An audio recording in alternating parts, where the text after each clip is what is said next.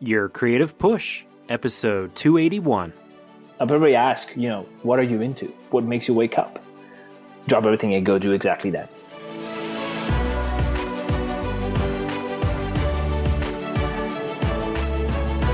Welcome to Your Creative Push, the podcast that pushes you to pursue your creative passions. I'm your host, Youngmin Brown, and my guest today is Alex Strohl. Alex is Madrid-born French adventure photographer whose photography has been featured in prestigious publications such as Forbes, Vanity Fair, and Gentleman's Journal. His work is breathtaking, which can be evidenced by his almost 2 million Instagram followers.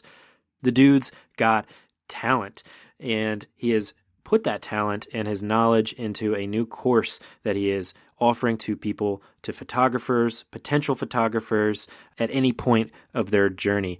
So he comes on the show today to talk about that course, as well as to give us a recap of where he's been the past year and a half or so, starting out with his recent trips to the Pyrenees and to Iceland.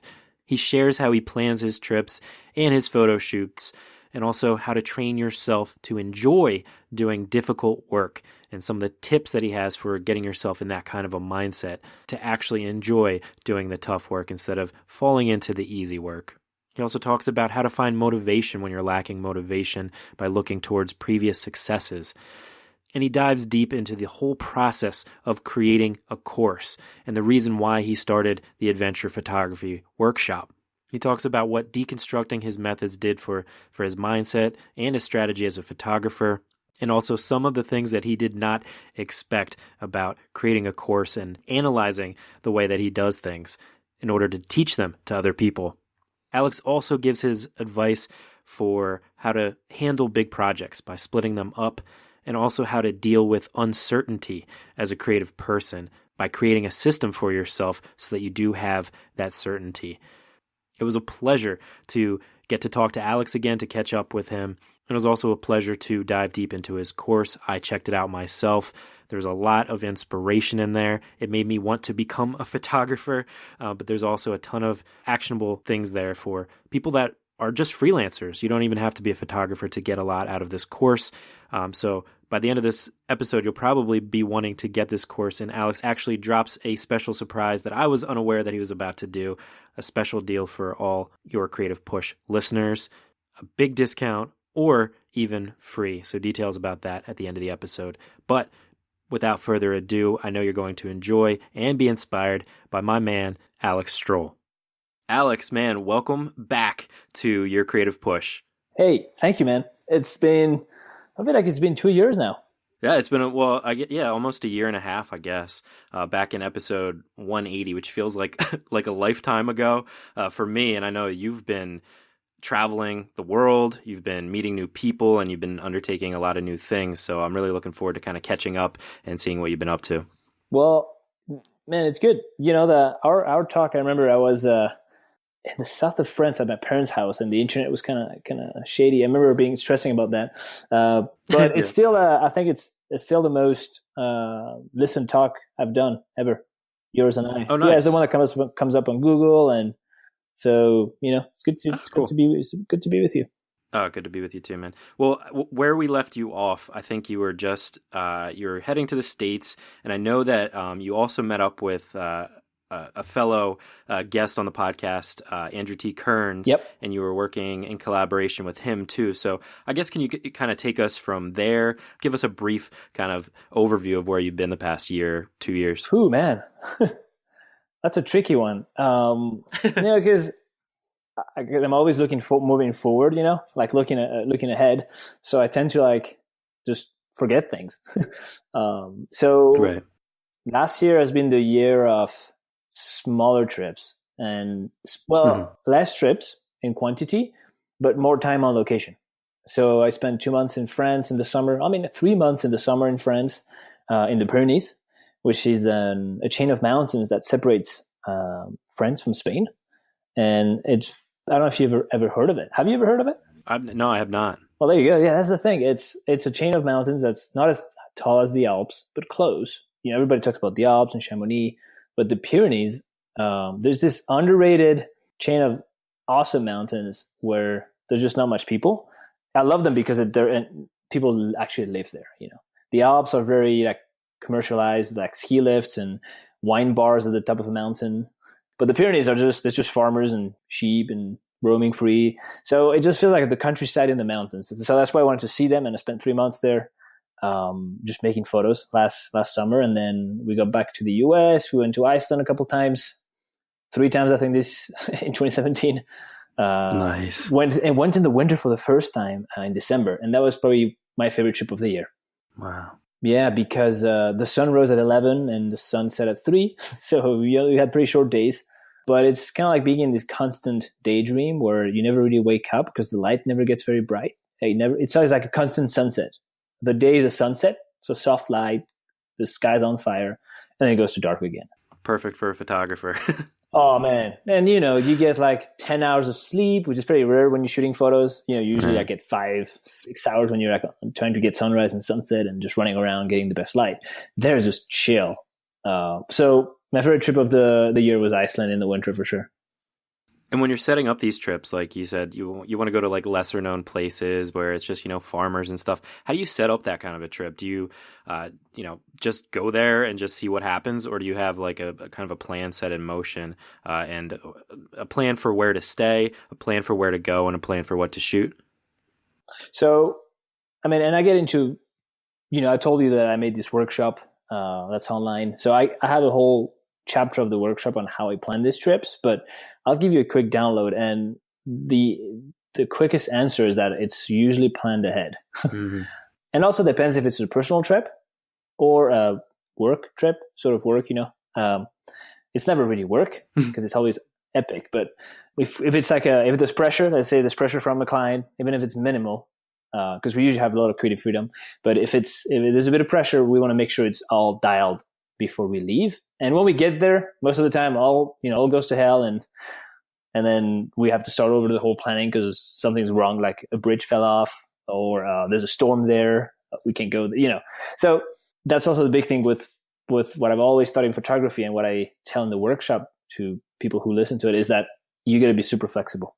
So no matter how much you plan these trips, like I'm telling you, you can research, book everything in advance, everything dialed, and when you get there, 50% of the time, even more, you got to change stuff, and then it's being quick, like you got to think fast and act fast because you have limited time. You're using the client's money. So the best thing, it's kind of like the army, like they make a plan and then they change it at the last minute. Right. So, this is the essence of it, is like being flexible. And it's hard for some people when you had a plan, it's kind of hard to do away with it, like to get rid of it because you're so invested in the plan. You think it's going to be great, and then it doesn't work. So, to answer, yes, they're planned in advance, but the personal trips, this summer I went to the West Fjords of Iceland. So like you were saying, very remote location, and it was just for fun. I went there like 7 days, just myself. Andrea and my wife stayed in the south of France with friends, and I just went there for 7 days and did random things. Oh, nice. A little getaway for yourself. Yeah, once a year I try to have like 7 days of nothing, Right. I barely carry my phone. Right. It was, and all I did there is rent a car, drive there without any plan. I didn't know where I was going to stay. Kind of like they bring me back to my youth, where I was just like super willy-nilly. And so I kind of get that back a little bit because now at least I have the luxury of being able to pay for stuff. But before I didn't have money to pay for anything. So now at least, even if, stuff goes wrong, I can still pay for a hotel and stay, But that was very refreshing too, is that trip in the West Fjords. I just met up with some locals and I asked them about anything, where should I go? Where should I eat? What's a cool place to go? And then I ended up learning about all these places that are not on the internet, nowhere. Like this guy who owns a lighthouse in the middle of nowhere that nobody knows about. I ended up spending the night there. That's cool. He's like, you just met him? Just go. Yeah, it's a friend. And he's like, yeah, so my brother bought this lighthouse by accident. Okay. So he was bidding and nobody bid. So he bought it for like $1,000. So anyway, he's like, yeah, now it's there. Nobody's going. And it's got beds and there's no key. You just go and stay. And, you leave like a little bit of money for the cleaning, and then that's it. That's awesome. That sounds really cool, but it also sounds like the first scene of like a scary movie, of a horror movie. Come to the lighthouse. I know. It's quite windy up there. You're like on the cliffs. It's a 5-hour walk there. Oh, wow. Really? Yeah. you're in the boonies. Yeah, it's literally middle of nowhere. You got to walk through a couple passes, steep passes. But man, good memories. That's awesome, man. Well, that's really cool. Let's talk about the adventure photography workshop, because you're doing so many things. You're traveling the world, and then you also decided to make this course, which is a pretty intense course. I checked it out. So you basically outlined everything you know, pretty much, right? Well, yeah. I mean, I'm a big believer in investing. When you're a freelancer, you're the asset. You're the business. That's you. So I'm a big believer in investing in myself, and I think all freelancers should invest in themselves 100% of the time. You know, learn new skills, just learn from anybody. So I'm always watching workshops, and I'm always buying education for me, because I'm always thirsty to learn, and I can learn from anybody. Like even interns who come, they're here to learn from me, but sometimes I'll learn from them too. I'm like, oh wow, they did this differently. I'll just keep it quiet, like, oh, I didn't learn this, but I'm like right. blown away and saying, oh shit, I never did this like that. This is cool. So just that, I'm saying that it's this thirst for learning that should be cultivated. And I did the workshop to try to cater and to inspire people to learn about how other people do things. So that's kind of the why I did it. But I think there's a big misrepresentation of what it means to be a freelancer. People only see the highlight reel, on the internet, like, oh, cool photo there, cool photo here. Oh man, these guys just gets on a plane, goes somewhere, take photos, and go somewhere else. Oh, what a job. I want to do it. So I'm like, all right, well, you want to do it. So I'm going to show you how you do it, and watch the workshop, and you're going to see that taking that cool photo is only, 20% of the time. And the 80% you don't see is what makes the difference. It's what makes you who you are, what makes your work stand out, is what allows you to make a living out of it. I mean, for me, you got to learn to do the hard stuff, and I've loved to learn doing the 80% of the hard work that leads to taking this photo. So I enjoy taking the photo, of course, the most, but all the work leading to it, you got to learn to love. And this workshop is kind of an ode to learning to love the hard work that goes behind. Right. You mentioned it being like an iceberg, which I really love. And you have this section, which really motivated me too, about, just like you said, training yourself to love to do the hard stuff, like loving to do the hard stuff, which I think is a difficult thing to kind of train yourself to do. So can you explain some of your tricks for that? Because I liked some of your tricks. Well, yeah, it's counterintuitive, right? Yeah, it's so counterintuitive. I mean, yeah, you know what I mean? Like, it's hard to keep a balance between giving people hacks and getting across the message that it's not only about the hacks. It's like you got to do all these things every day, that nobody talks about. So, I mean, one of my favorite tactics, and I learned that from Tony Robbins, is the cold shower in the morning. So I'll have a boiling hot shower, and then I love to have like 20-minute showers. And I'll only do them when I'm in Montana, and I know there's plenty of water everywhere, so I don't feel bad. Right. When I'm in Hawaii and it's a small island, I'm just having short showers because I feel bad for like the little water there is there. But even though it rains a lot, but that's another subject. When in Montana, is like mountain of snow outside out of the window. I'm like, there's enough water here. So I had a 20-minute shower, and I'll end it up with just cold. The coldest the shower will go, and I'll try to stay there 1 or 2 minutes. I'll push myself 3 sometimes, or sometimes 30 seconds. It depends how I feel. But that's just, I mean, and I feel awesome when I come out of it. But before you turn that little shower knob to cold, you're like, ooh, it's not going to be fun. And then when you do it, it's great. So this is the same thing with learning how to do the tough stuff. Is when you're doing it, like, this sucks. You're like in the trenches doing it. And once you've finished that task or whatever you're doing that's the hardest, you're like, well, I'm so glad I did it. And that's what makes a difference. That's what moves you forward, is that hard stuff you did. Yeah, after watching that, watching that section of your course, I started to try to do it, because actually, like, we talk about this in the podcast a lot, of like how ideas come to people the most. It over and over again. It's when they're in the shower or right before they go to bed, and I think that those are like the only times that we're actually like unplugged from our devices, and we're unplugged from conversation, and the only time that we can actually like be with ourselves. Maybe not for you, because you get to take 7 days to go just walk around in nature and stuff. Anybody can do it. Yeah, but for a lot of people, that is the time.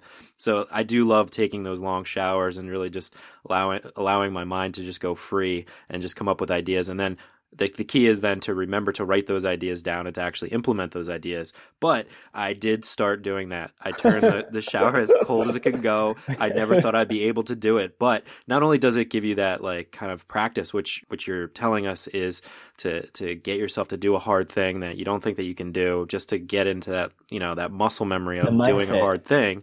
But also it spurs you to get ready to go into your day. You're like, all right, let me get out of the shower. Let me get out of the bathroom, as opposed to kind of like belaboring the process of starting your day, Oh yeah. Yeah. I mean, and on the hot shower thing, you probably heard this, like Woody Allen had a whole, interview on that, on the hot shower. Have you seen that? No, I have not. I have to check it out. Woody Allen. Yeah, I read it somewhere, and he explained the reasons why he thought it was great. And I remember he was saying that it's also because our body is not in any threat. It's like in a comfortable location. It knows the environment. It's our shower. And also there's hot water on us. So we're not worried about being hot. It's like kind of when you lie in bed and you're under the comforter and then you're just warm. It's like it's the safest environment for you. You're in your house, in your bed, or you're in your house, in your shower, hot water. It's like everything's taken care of. So your brain can be really focused on anything, whatever you ask him to think about, he's going to go flow easily into it. Very interesting. I never thought about it like that. I also like to just realize that I'm so fucking lucky to be taking a hot shower. Yes. So much of the world doesn't have that kind of luck, to just be in a situation where they can just have that few moments of time where they can actually clean their bodies and just have moments of relaxation. So super lucky. We're spoiled. And, that's another thing is gratitude, that's another big Tony Robbins thing is a gratitude thing, is just being grateful for what you have. But that's another thing. Right. Well, I totally agree. But so in that section, you also talk about how you stay motivated, and you talk about finding motivation to move forward from previous success. Whenever you're feeling creatively blocked or you lazy or whatever it may be, it's finding that motivation in your previous successes. So could you talk about that a little bit? Yeah. So, and it's got to be super hard, like for like very famous musicians or actors, when they pull up this big movie and all the rewards, they've watched the box office, they've seen all this press around the movie, and then nothing happens, for like the next couple of months. So in a different scale, of course, I feel the same. I finish this shoot, I come back, I'm like, like I came back from war, I got scars and and I'm like very happy with the work. I would edit it, stoked, send it to the client, and then it's like the calm after the storm, right? That's when you're like, all right, I deserve myself to take a break. I'm going to take a couple of days to chill. And then I'll get lazy and I'm like, can I get going again? So it's kind of like looking back at the shower, it's like, whoa. So I did this cold shower, I did this cold shower this morning. I can do it. So I'll be like, well, I did this hard shoot last time, and I finished it. So I try to remember what it felt like when I came back, I'm like replaying this tape of me coming back and editing my photos. I'm almost eyes closed and then somehow it gets me stoked. I'm like, oh yeah. So I want to get that feeling again. It's like a drug. But for me, it's about playing the movie. I think I got the opportunity to remember events well visually. So, I'll be looking careful. I don't know. I can just replay the movie in detail, like of what happened and, how I put the memory card in the reader and just like little things like that. I make it real in me. So I'll just take a second to remember that. The Alex Strohl highlight reel. I mean, yeah, sort of. Yeah. And I think we all have ours, like we all have our high moments. It's about drawing energy from those high moments. Well, now you've had a lot of high moments in your career and you do share some of them in your course. How long have you been thinking about making a course?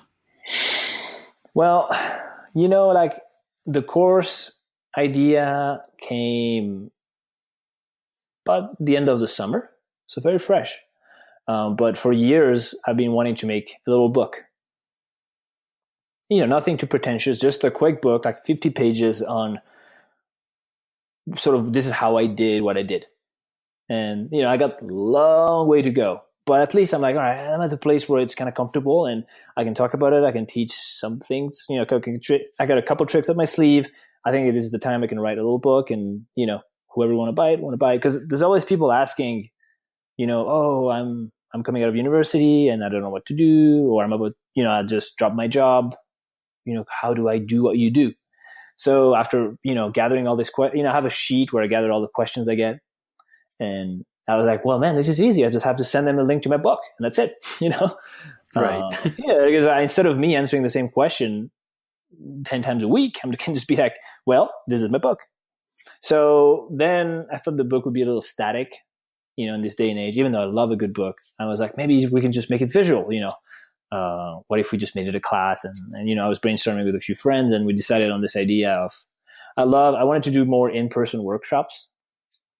But the thing with that is that they demand a lot of time from me and from people who got to come take it, like they got to fly away from their house. And so I wanted something that could be easily distributed to people, and I had no idea of the appetite there was going to be for it. I know that this e-learning is a massive industry, but I didn't know if it was going to be able to sort of make a little niche in there, just punch a little niche in there, but it went well. So I just needed something that I could, I didn't invest too much in it in terms of financial dollar. I just tried to make it on a shoestring because I wanted it to look kind of real. I didn't want it to be Hollywoodish, with like lights everywhere. And I just wanted to focus on what I was going to say and how I was going to articulate my points in an engaging way and in a way that just adds massive value. Like the goal is to teach people to go from their sort of their mind, where they have an idea, to lens, where they shoot the photo and then they finish it. So I want to share my process that from the idea, from me having the idea, then to shooting it and editing and finishing it. Yeah, and I like that because, you see commercials for, I forget what they're all called, like Masterclass, and they have like really awesome people and the courses look awesome, but they kind of look inaccessible because they're so well done.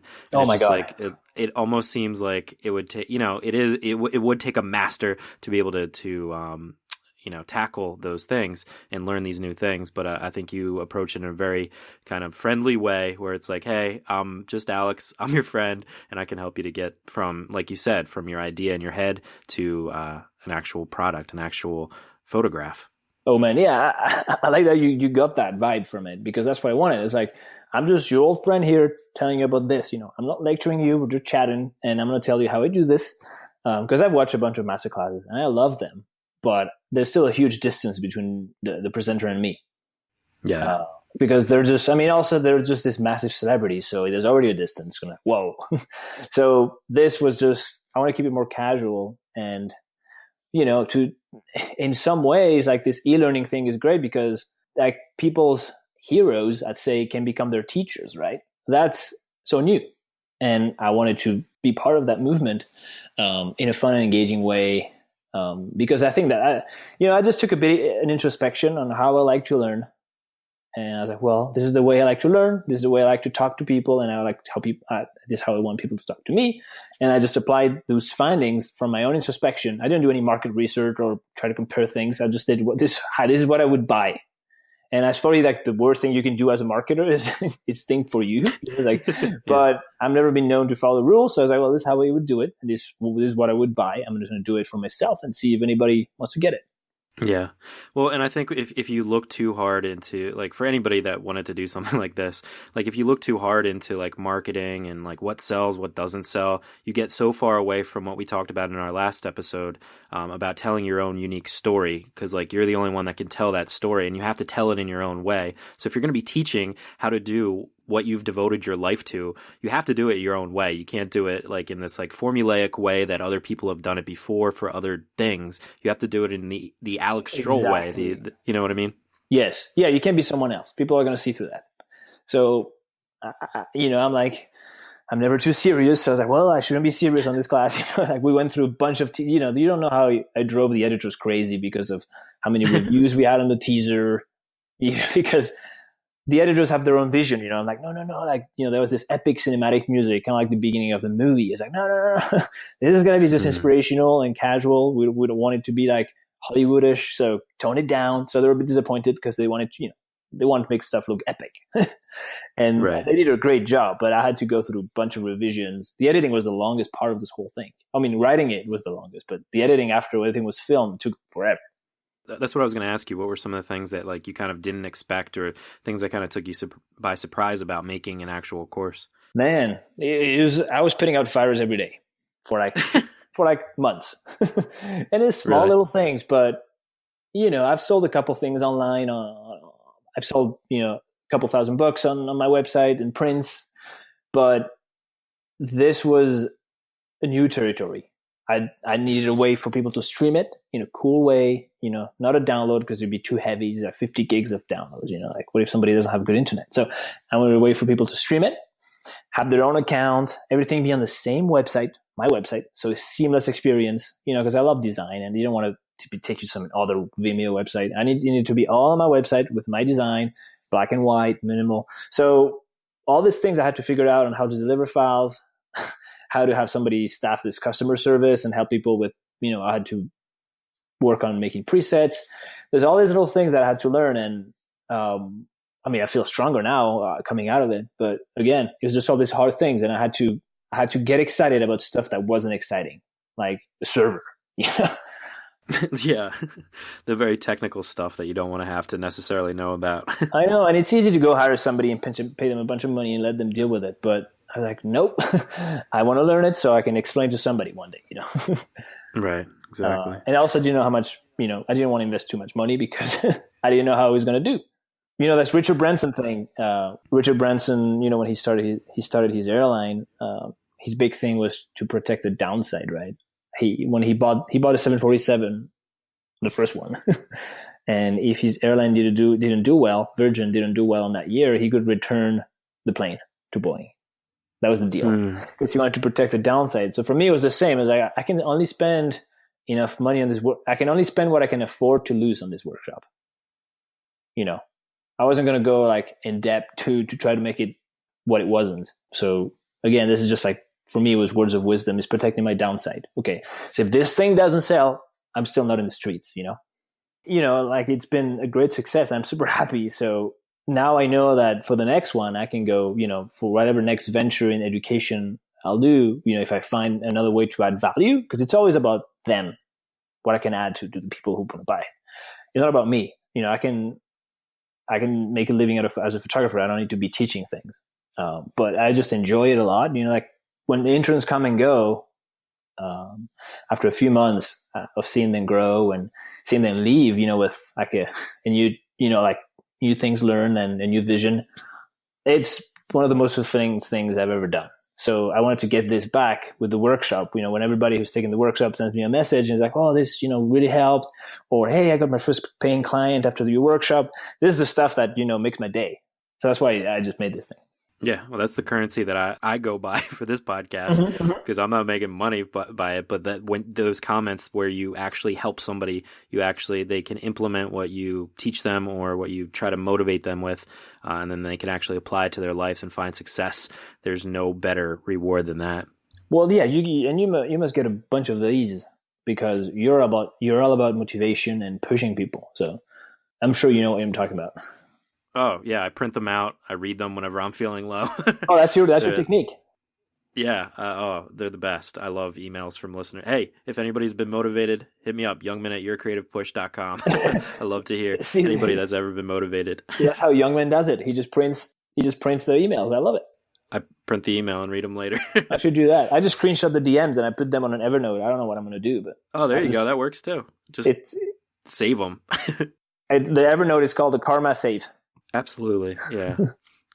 Well, so you made this course, and I'm just curious as you want kind of unpack your style and to teach, you have to kind of really relearn how you do things or be able to explain how you do things. So I wonder, did that do anything for you, your photography, or kind of change the way that you think about photography or that you approach it? Well, yes, I'm glad you bring this up.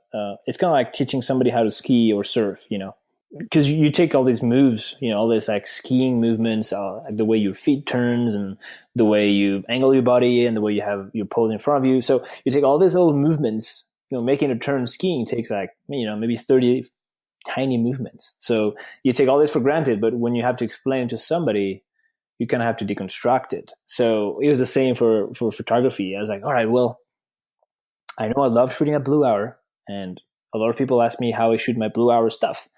So I was like, I'm going to go out, shoot a Blue Hour by myself, and I'm going to try to think what's going on here. So I was talking to myself in the woods. I'm like, well, now I'm going to grab my camera, put this lens on. This is the ISO I'm going to use. And I mean, I must have looked like a madman, but the idea was that I wanted to get it out. Like, oh, this is what's going on. And when I'm doing photos, I'm usually not talking a lot. I'm just like very in my head, like doing my thing. So this was a very hard exercise to get it out. It's like, oh, I had to like, just dig through and get out every step I was doing so I could explain to somebody. So yes, it's changed. It's kind of make photography different because I'm thinking more now about what I'm doing, which is weird. I'm like, oh, well, if I just explain this is how I'm doing what I'm doing, right now. So yeah, it's changed a lot, but it's been very positive because I've never taken the time to sort of do this introspection on how I, it has made me fix a lot of the archiving, because I'm like, all right, I'm going to show people how to archive their photos. If I'm going to show a photographer how to archive 10 terabytes of photos they have, I better be on my A game. So I'm going to show this, right? Because I'm screen recording. So it made me organize a bunch of things on my computer. I'm like, if I'm preaching something, I better be doing it. So it's changed a lot of things. Yeah, I imagine making yourself more accountable. Did you find a lot of bad habits that you had that you needed to kind of nip in the bud? No, it's funny. Good. No, it's funny. No, I mean, there's things I've corrected, but it's mostly like, the not so fun stuff on archiving and editing and presets. And that's the biggest deal, the biggest struggle for people, and I have a sheet here where I keep track of the struggles that people have in photography and freelance photography and amateur photography. And one of the biggest ones is not getting the editing they want. So telling people in the workshop how to achieve the edit they want has made me tweak some things that, just like little settings that I had wrong. And I'm thankful for that. But, the biggest thing is if you want to know how to get the results you want, get the workshop. Because it's a big challenge because you have this idea in your head, you shot the photo, you're going to go edit it, what you want to, how it's going to look roughly or precisely for most people. But then when you edit it, you're like, I'm not getting there, And when I teach people live how I edit, they're like, whoa. It's a lot of little things that make this final product. So it's really, I'm sweating the small stuff when I'm doing this editing. So it was great to do it. The big thing for me with this workshop is, and you said it, I'm glad you felt it, is the motivation thing. Yeah. So, kind of like when you look at, like this workshop is, for me, it's kind of, before you go snowboarding or before you go surfing, whatever, you watch a video of that, I'll be watching a ski movie and then I'm going skiing because it gets you pumped for the activity. So this is the same thing. Like people are like, oh, I just watch a workshop before I go shooting. I'll do that. Every weekend I'm going to watch a bit of the workshop and I go shooting. I can't wait to go shooting. So I think it's the biggest thing. The workshop is the motivation it gives you. Before I started podcasting, I did a podcasting course, and I think you get this, like, as you're watching the videos, it's like you can't wait to start doing the thing. Yes. And I think that's like the best part about it. But sometimes it's like you have to hold yourself back from just jumping in, even though that's the advice I give all the time is just jump in, figure it out later. If you do invest in a course or you do have a resource like Alex Strohl or the podcasting course that I had, if you can get all of that information kind of in front of you beforehand, you can stop a lot of problems that you might have as you jump into this thing because you know what to expect. You know what kind of problems that you're going to maybe experience, and you can kind of mitigate the time lost to trying to figure those things out, or at least know where to refer back to when you do encounter that problem. Well, yeah, like you just summed it up right. Like investing in that knowledge up front, it's going to save you a bunch of time. Like you will eventually figure it out by yourself, but this will be hundreds of hours saved. I mean, I think that's the value that courses add. And this is one of the big things with the workshop was to, of course, being an open book and teaching everything I knew, even on the client side, like how I deal with clients. The goal was also to save people time.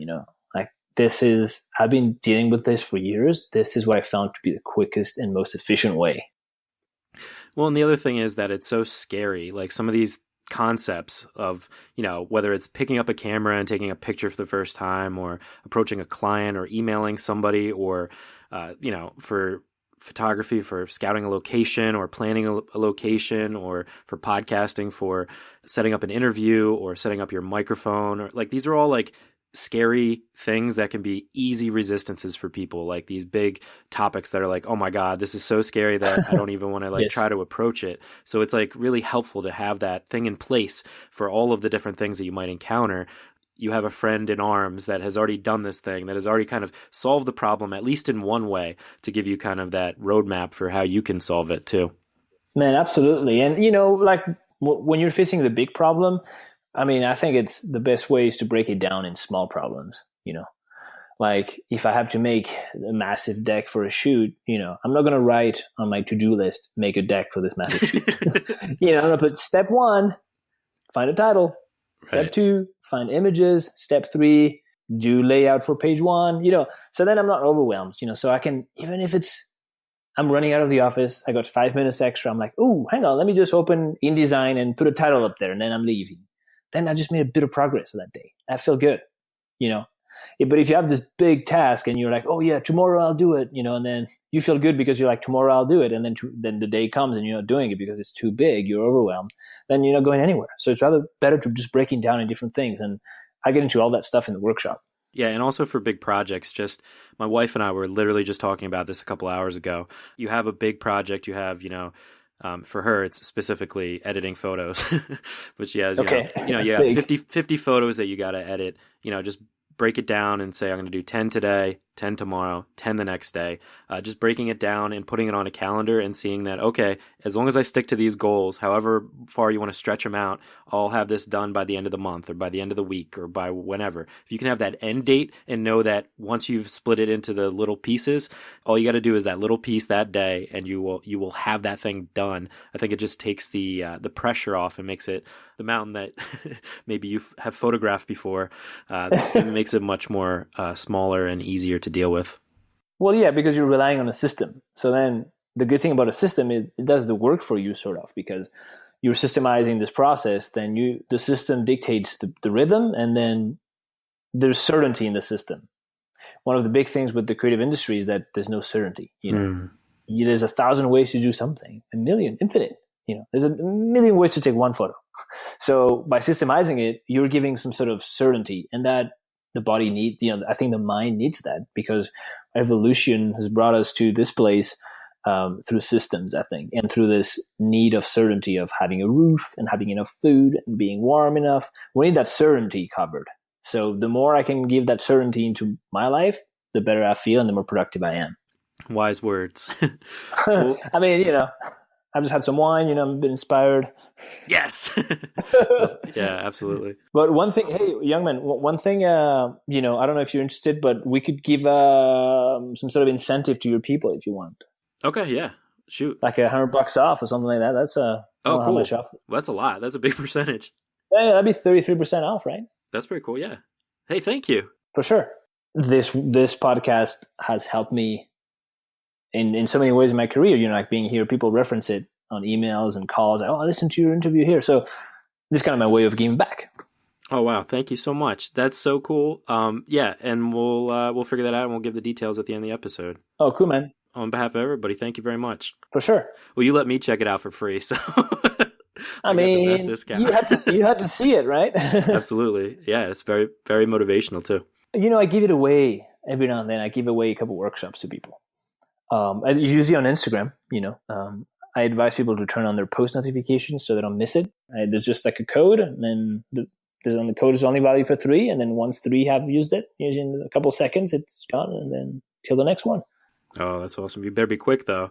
Yeah. Your Instagram feed has inspired me before we even talked in our first interview, and it continues to be my favorite reason for logging onto Instagram, because it takes me away. You're just the most beautiful places and the most beautiful photography, dude. Oh, well, cool, man. Thank you. Absolutely. Well, okay. So after you were finished the course, and I know how much work it took, did your brain want to do something completely different? Did you want to just kind of almost throw everything away and do something completely different? Maybe photography wise or life wise? That's not my nature. I have so much grit for following on things, following through. Then when I finished it, I was like, let's make a second one. I was ready. Right. I was like, let's do this. I want to see this thing up online. I want to, so I'm always looking to fix things. I have this monkey brain of oh wait, what can I fix? So no, I didn't dream of going into the Bahamas in the sun. I just wanted to do is keep doing more. Yeah, that's kind of how my brain works too. As I'm in the middle of like a big project, I'm already getting ideas for the next project or like whatever. And it took a while for me to learn that that's cool. Just write that idea down and get to it later, as opposed to jumping into it right now and not finishing the current project that I'm doing. You and I are the same way. Yeah. I'll be like, the same way. I'm like, I'm going to do this. I'll have this idea in the middle of the other one. But I think as you grow up, when you're a teenager, you just go all over the ideas and try everything. But I think as you grow a little bit wiser, you do exactly what you said. You write it down, and then if you come back to it, good. If you don't, then it wasn't probably worth it. I think the value is in implementation, not in the idea. Absolutely.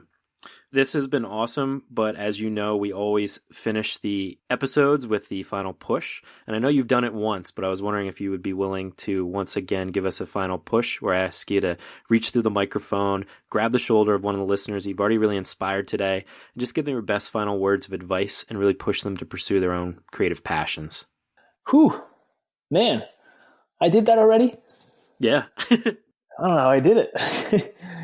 Man, if somebody was in front of me and was telling me, hey, I'm in a place where I don't want to be anymore, either with my job or my career or where I live, I'll probably ask, what are you into? What makes you wake up?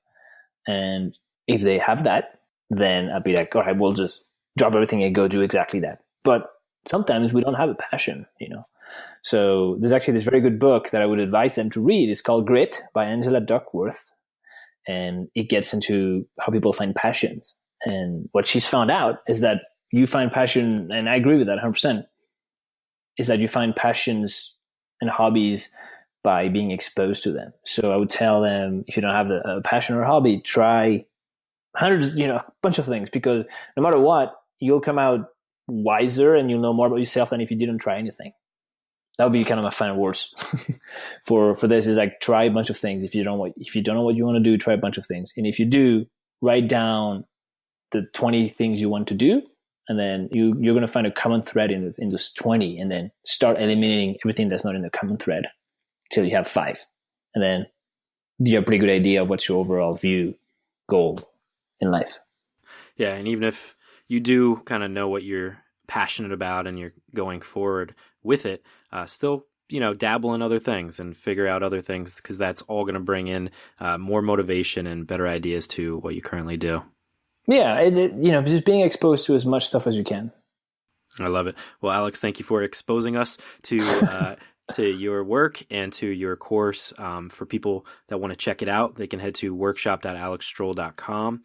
On Instagram, of course, check him out, Alex Strohl, if you haven't already. Super inspiring stuff. And we'll have everything we talked about today linked up at today's show notes page at yourcreativepush.com/281. Alex, thanks again, man. What a pleasure.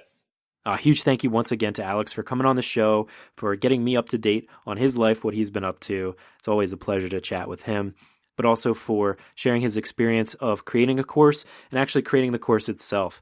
He puts a ton of stuff in there, as my wife attested to. There's a ton of resources there that pay for themselves for photographers, but also a ton of inspiration for any freelancer or anybody that wants to embark on a creative journey.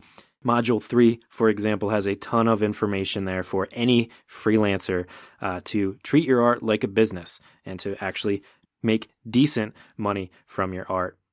Like Alex said in the episode, courses are great. Workshops are great for people that want to dive into a creative passion. Perhaps there's something that you've always wanted to do, but it feels like something that's too much for you. You know all of the moving pieces that go with that thing and all of the things that you have to learn. But when you do expose yourself to an expert like Alex is in whatever thing that you want to do, you get that knowledge up front, and it is worth the investment. It's going to save you so much time, and as we know, time is money. And speaking of money, if you want to pick up Alex's course, he was generous enough to offer us $100 off the workshop. So if you go to workshop.alexstrohl.com, we'll also have that linked up at the show notes page, and you enter Creative Push as one word At checkout, you'll get $100 off, and that's limited to the first 25 orders. So if you are interested, definitely pick that up. But he is also kind enough to give 2 free courses. So for you to get that, if you are interested, just head to the Your Creative Push group, yourcreativepush.com/group. That's the Facebook group. And I'll have a thread there. We'll have that pinned at the top. All you have to do is just say one thing that you're going to create this week. That's all you got to do. And you got to promise that you'll do that thing. Just tell me your one creative goal for the week. It can be small. It can be large. Just something that you promise that you'll do, maybe that you weren't planning on doing. And if you are not on Facebook, I understand that not everybody's on Facebook. We don't take offense that you don't join Your Creative Push Facebook group. You all should, though. You can just hit me up at youngmin@yourcreativepush.com and do the same thing. Just tell me your creative goal that you're going to accomplish this week. And just make sure you tell me your email address and your name so that if you are the winner, which we are going to pick randomly, I'll do a little video or something to show you that it's all legit. I will pick 2 names and you will get the free course. So thank you very much to Alex for doing that for us. Again, workshop.alexstrohl.com. And again, we'll have that all linked up at today's show notes page, yourcreativepush.com/281. On our next episode, we have Heidi Gusted. Heidi is a knit and crochet designer. She's a one-time librarian who is obsessed with colorful knitting, crochet, and yarn crafts. And she is the creator of Hands Occupied, her blog and video series where she shows basically everything she knows and also offers some free resources for people that are interested in knitting and crocheting, amongst other things. But she comes on the show next week to share her journey as well as many of the creative circumstances that she has encountered as a creative person.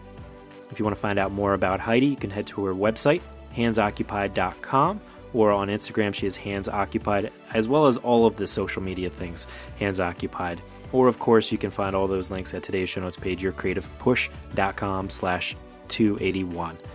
But that is all I've got for you today. So hopefully you were inspired to go and get your work done. So go and get it done. And we'll be here for you next week if you need the push again. I love you all so much. Go get some amazing work done and we will see you next time. Bye. Never miss a push. Head to yourcreativepush.com/subscribe to find the easiest way for you to subscribe to the podcast.